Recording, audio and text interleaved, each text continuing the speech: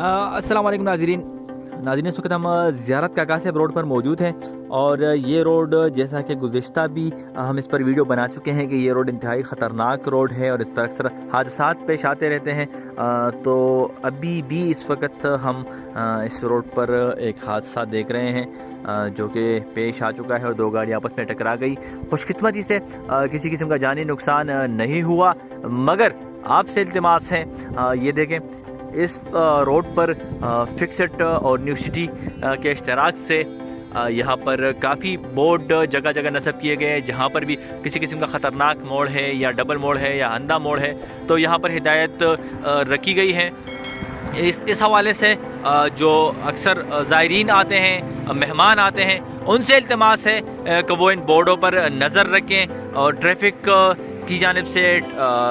Traffic police की जानिब से या नेशनल हाईवे अथॉरिटी की जानिब से सड़कों पर जो भी हिदायत नस्ब हों उसका खुसूसी पास रखें, उस पर अमल दरामद करें ताकि आपका सफ़र और आपकी ज़िंदगी महफूज बनाई जा सके।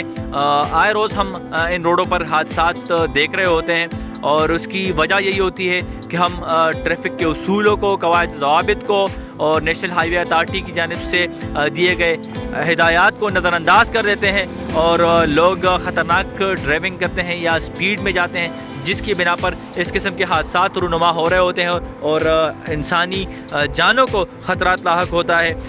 तो